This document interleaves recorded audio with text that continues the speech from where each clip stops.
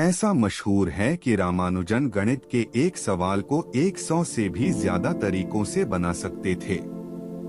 इसलिए उन्हें दुनिया में गणित के गुरु का दर्जा मिला। वे ऐसे भारतीय थे जो अनंत को जानते थे। आइए इस लेख में उनसे जुड़े कुछ महत्वपूर्ण तथ्यों के बारे में अध्ययन करते हैं। श्रीनिवास रामानुजन का जन्म 22 दिसंबर 1887 को हुआ था और वह एक महान भारतीय गणितज्ञ थे। जैसा कि हम सब जानते हैं कि रामानुजन को गणित में कोई विशेष परीक्षण नहीं मिला, लेकिन फिर भी उन्होंने विश्लेषण और संख्या सिद्धांत के क्षेत्रों में काफी योगदान दिया। उन्हें आधुनिक काल के महानतम गणित विचारकों में गिना जाता है। उन्होंने अपनी मेहनत और लगन से साबित कर दिया कि कुछ भी असंभव नहीं है और गणित के क्षेत्र में अद्भुत आविष्कार किए। हर साल 22 दिसंबर को महान भारतीय गणितज्ञ श्रीनिवास रामानुजन की जयंती को चिह्नित करने के लिए राष्ट्रीय गणित दिवस मनाया जाता है। बहुत कम उम्र में श्रीनिवास रामानुजन एक उभरती हुई प्रतिभा के रूप में उभरे और फ्रैक्शन, अनंत श्रृंखला या इनफाइनाइट सीरीज, नंबर थ्योरी, गणितीय विश्लेषण इत्यादि में गणित में एक उदाहरण स्थापित किया और योगदान दिया। रामानुजन की कहानी का एक बड़ा हिस्सा गणित ही तो है और गणित की कोई भाषा नहीं होती है। इसमें तो प्रश्नों को हल करना, प्रूव करना इत्यादि होता है। आइए एक उदाहरण देखते हैं। 3 + 3 6 होता है। ये तो हम सबको मालूम है, परंतु अगर कहा जाए कि प्रूव करके बताइए तो अब इसको प्रूव करने के लिए मैथ्स ही तो लगेगी। उदाहरण देकर बताया जा सकता है, लेकिन गणित के जरिए ये प्रूव करना होगा। वहीं रामानुजन की बात करें तो वे बिना प्रूफ किए इक्वेशन बना देते थे। आइए देखते हैं कैसे रामानुजन बिना प्रूफ किए इक्वेशन बना देते थे। आइए जानते हैं।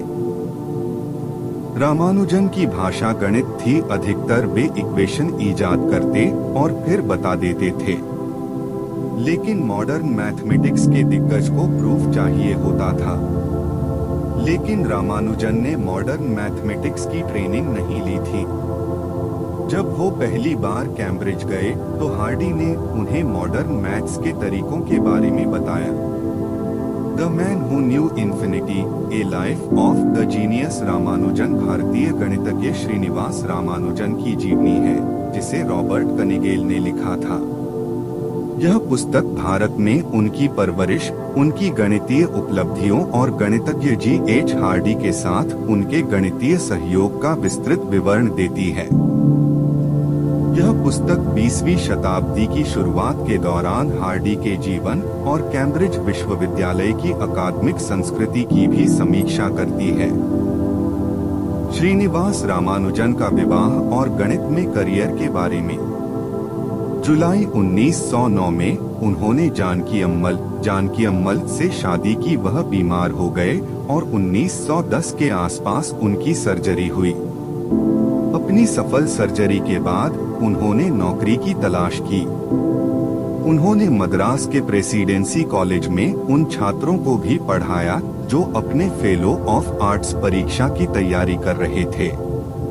1910 में उनकी मुलाकात वी रामास्वामी अय्यर से हुई, जिन्होंने इंडियन मैथमेटिकल सोसाइटी की स्थापना की थी।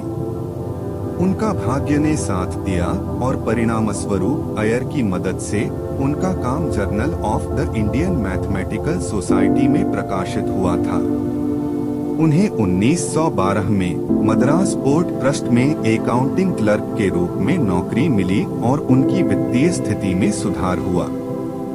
उनकी बुद्धिमत्ता और प्रतिभा को धीरे धीरे पहचान मिली और उन्होंने 1913 में ब्रिटिश गणितज्ञ गॉडफ्रे एच हार्डी के साथ एक पत्राचार शुरू किया, जिसके कारण मद्रास विश्वविद्यालय से विशेष स्कॉलरशिप और ट्रिनिटी कॉलेज, कैम्ब्रिज से ग्रांट प्राप्त हुआ।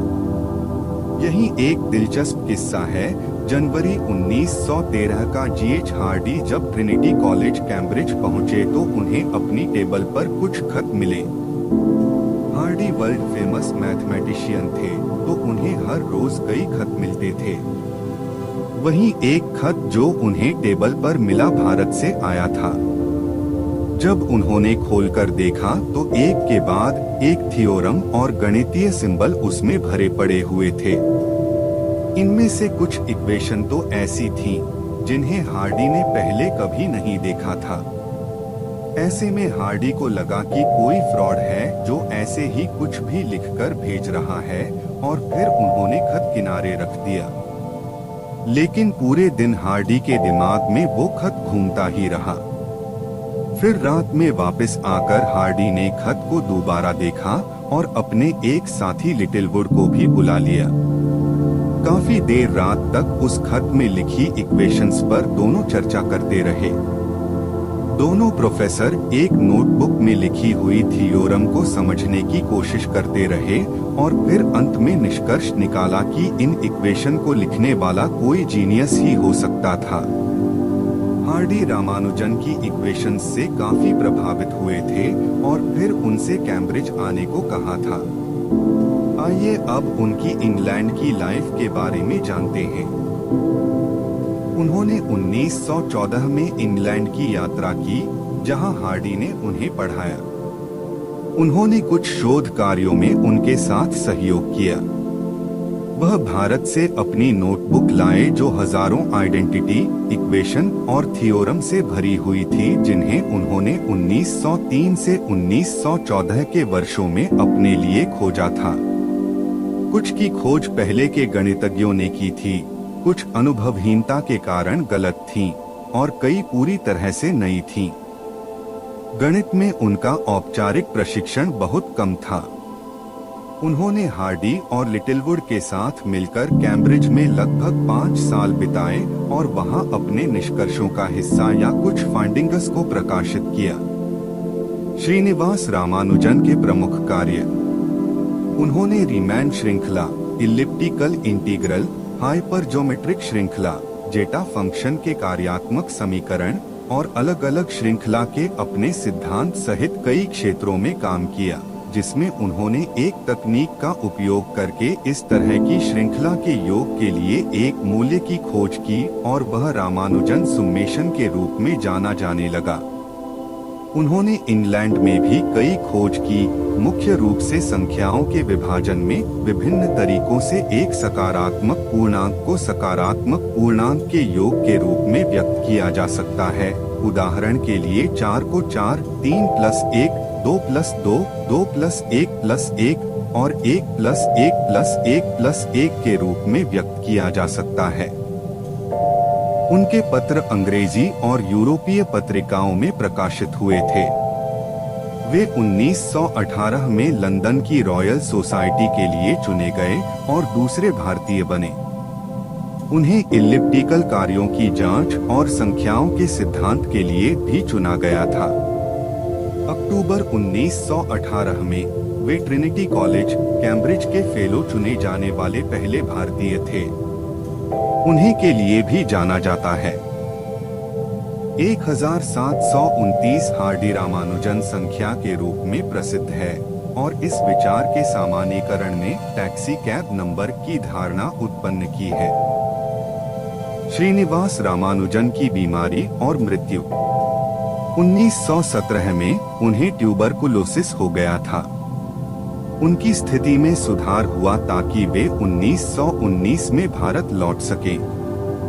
अगले वर्ष उनकी मृत्यु हो गई, यानी अप्रैल 1920। उन्होंने अपने पीछे 3 नोटबुक और कुछ पृष्ठ छोड़े, जिन्हें खोई हुई नोटबुक के रूप में भी जाना जाता है, जिसमें विभिन्न अप्रकाशित परिणाम शामिल थे। गणितज्ञों ने उनकी मृत्यु के बाद भी इन परिणामों की पुष्टि करना जारी रखा।